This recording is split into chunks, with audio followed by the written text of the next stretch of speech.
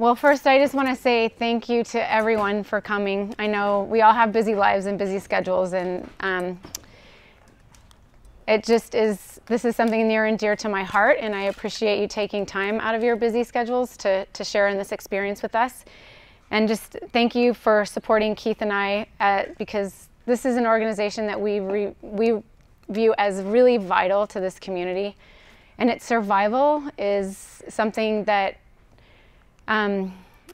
just as you hear my story, you'll understand why I have such a passion for it and why we feel it must really not just continue to exist, but to grow and thrive.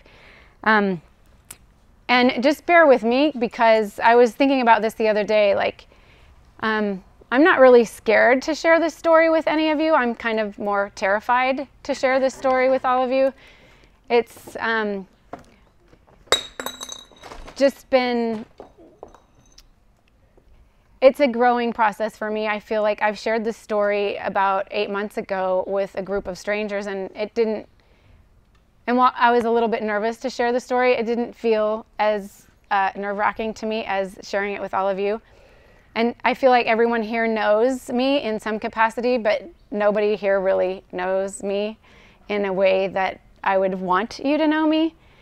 It's been a journey for me, and the reason that you don't know me is because I've struggled my whole life with just being transparent.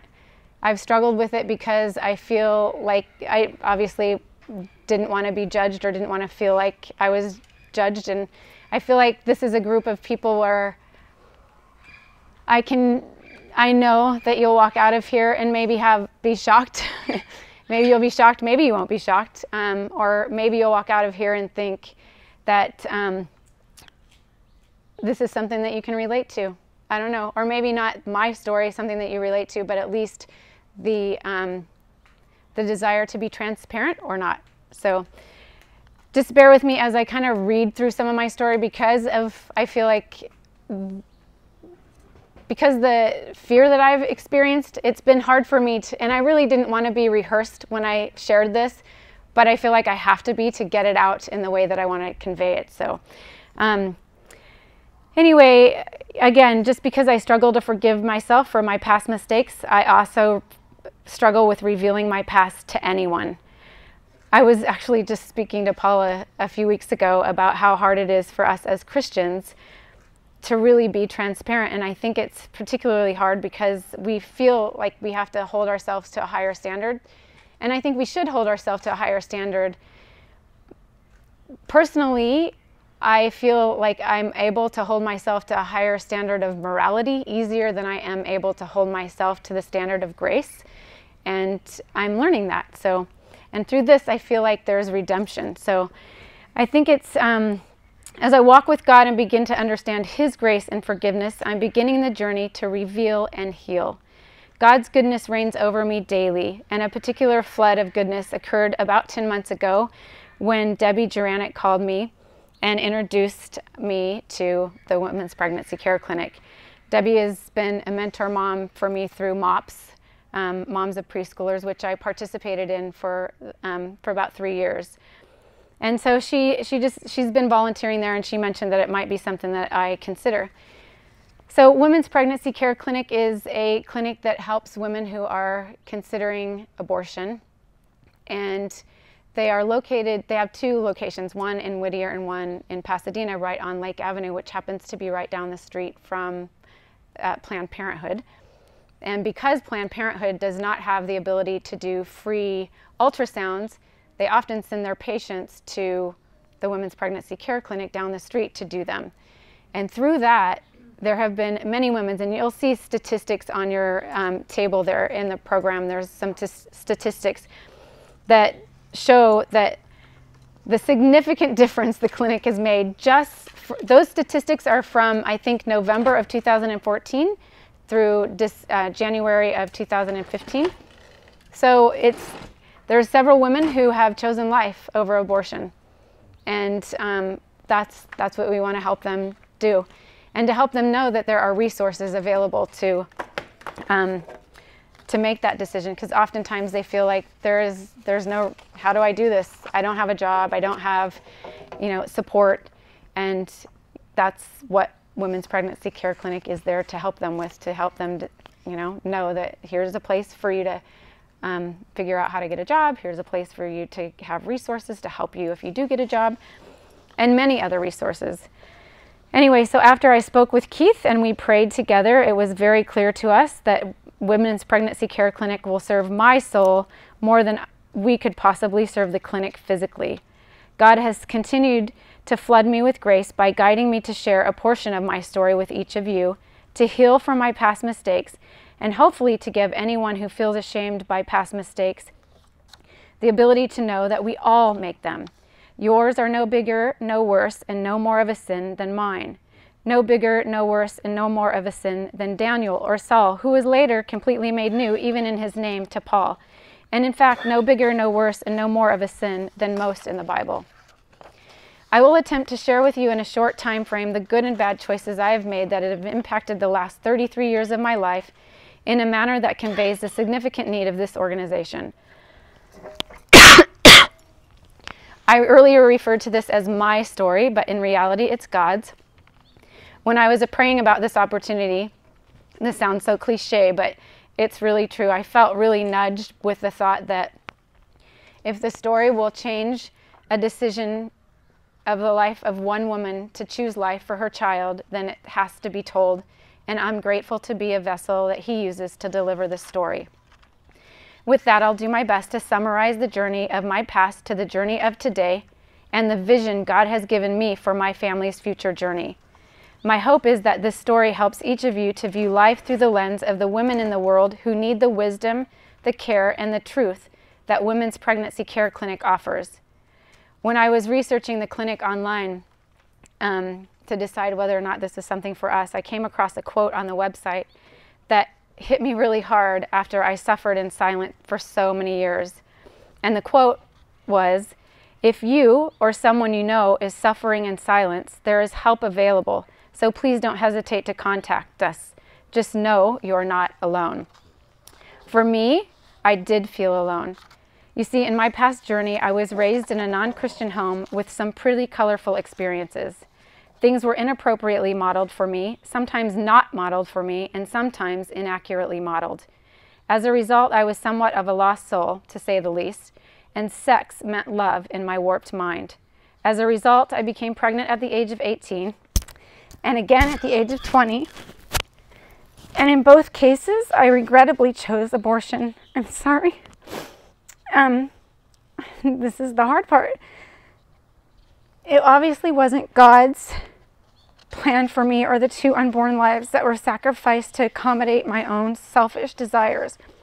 But thankfully, and I cannot repeat this enough, we have a gracious and merciful God, and I have a gracious and merciful husband, both of whom forgave me. On the other hand, as you can see, many years later, I continue to struggle with these decisions. In fact, it's been 33 years, and the impact of my decisions to abort carries lifelong scars. As an adventurous person, I have many scars on my skin, from jumping off of roofs as a kid, flipping over my handlebars after dangerous bicycle tricks, cracking my head open after backflipping off the diving board. I even have scars on my knees, if you can believe this. I'm so bummed Mike isn't here to hear this, from sliding into first base. Obviously, I wasn't well versed in the game of baseball. While most of the scars on my knees have healed, most of the scars on my skin have healed, with the exception of the forever calic on the back of my head from diving off the board, the emotional scars of abortion are forever. In fact, the scars of abortion can be physical and emotional. In my case, before each abortion procedure, no one ever spoke to me about alternatives to abortion. Not one friend, not one doctor, not one nurse, and not one staff member. In both cases, everyone who knew me and my circumstances either suggested abortion to be the way to go or simply fell silent to encouraging any other options. And I just want to stop there and say, I don't say that with the thought that they were at fault for not saying something to me, because they were lost too. And I feel like lost people often make you know, friends with lost people, and we just get lost more together. So I don't hold any ill feeling about that, but it just was the reality. So obviously I was in the wrong crowd and needed new friends. During each of the abortion procedures, I suffered excruciating pain. I have a vivid memory of each experience. I screamed gut-wrenching screams during each procedure, which seemed to express my physical pain, but when I look back, I think it was also the emotional pain of the loss. Immediately following the second procedure, I was convinced for the next several years that I would never be able to conceive. Again, in my warped mind at the time, God gave me 2 chances, and that was it. I sacrificed any opportunity to build a family. Though I do know God did not punish me, I also know that with risks in life, there is a potential for consequences. Not necessarily God's consequences, but simply circumstantial consequences. At the age of 33, I was diagnosed with premature ovarian failure and unable to conceive through natural childbirth. How I wish I had a friend. Someone who was remotely educated in biblical principles and in fertility that would have conveyed the truth to me. Someone that would have lovingly helped me to understand the potential long-term effects of the choice I was about to make before I made each choice. I have a big hope that somewhere a woman or women will allow me to impart my experience so they will be educated and not oblivious to similar risks. Big hopes can be fulfilled through our big God, a big God who has given us the Women's Pregnancy Care Clinic. A big God who flooded me with the opportunity to serve this clinic, to reveal my story to each of you, to heal a little more with each day. In my journey of today, my loving and forgiving husband and I have 2 beautiful adopted children whom you all know. Caleb's 7 and Savannah's 3, and Caleb was adopted through private adoption and Savannah through foster. While we had 2 very different experiences in each adoption, words do not describe the beauty of it all. The relationships we have with both birth moms is unwavering, critical for the children, and we consider them both an influential part of our family. Each of them is a true example of love, as in each case they chose life over abortion, in a society that embraces and champions abortion. In each case, they chose life over abortion, all the while knowing they would be challenged by the choice in so many ways. In each case, they chose life over abortion, knowing their hearts would be broken. I hope that through God's mysterious weaving of our lives together, we can help to heal the wounds that each of those moms suffer from the loss they experience of parenting those incredible children. I can't imagine how different our lives would be today if each of these women had not chosen life. Because they chose life, God's story continues. His love is increasing as he develops the love between birth moms and their babies. The love of a mom and a dad raising 2 lovely children. The love of a brother and a sister formed through adoption. And the love of a mom, a dad, and 2 brave women. The vision God has planted for our family's future journey is to share the alternatives available to women considering abortion. To share the unspoken, sometimes unknown potential physical consequences and the very real, long-term emotional consequences. And though Savannah's birth mom, Janae, is lost in addiction, it does give me hope that she knows God, and Caleb's birth mom, Rebecca's case, she's just a whimsical soul living her life. We hope one day these women recover. In Janae's case, we hope she's freed of addiction. And in Rebecca's case, we hope she takes responsibility so we can all come together and share our story. The story of a pregnant mom who chose our family to raise her son. The story of a black mom and a white mom who met through our foster caring for her sweet baby girl. The story that reveals it does not matter how you come together. You can love the child and love each other. To share how God transcends race, drugs, life struggles, court orders, and yes, abortion. To share how God can work joy, love, opportunity, and blessings when we abide in him and choose life. As of today, I'm certain that God has directed me to Women's Pregnancy Care Clinic. Just writing this testimony has been a healing process for me. I just stopped there just to say, I was just sharing this a little bit with Yannicka earlier too. But I feel through like almost every situation where I've stepped out in fear, I feel like God has really redeemed so much of my pain from the past. And I think adoption, and Keith will testify to that too, that there's nothing I ever feared more than going through foster adoption, which Nikki can attest to too, because you just never know if that child is going to remain in your care or go to another home. And the fear of what can transpire if they do go that direction is pretty gut-wrenching. So, and I just feel like God really helped redeemed my fear of doing something in fear. Like, don't just not do it because you're scared. Do it. It's, you know, and that's just, so here I am today telling you my story in fear, and so hopefully tomorrow I'll be transformed.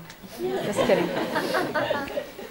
Anyway, as of today, I'm certain that God has directed me to Women's Pregnancy Care Clinic.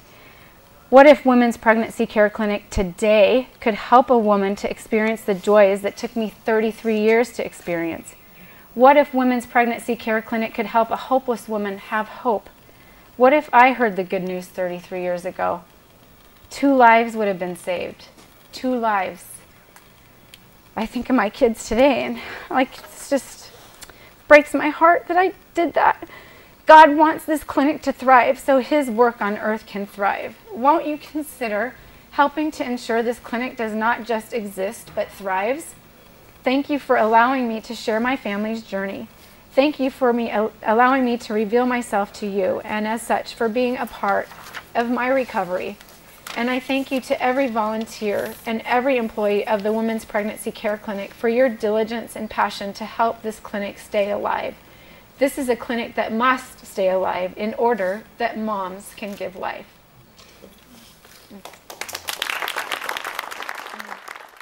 Now that you've heard my story, I hope you can see why I'm so passionate about helping Women's Pregnancy Care Clinic.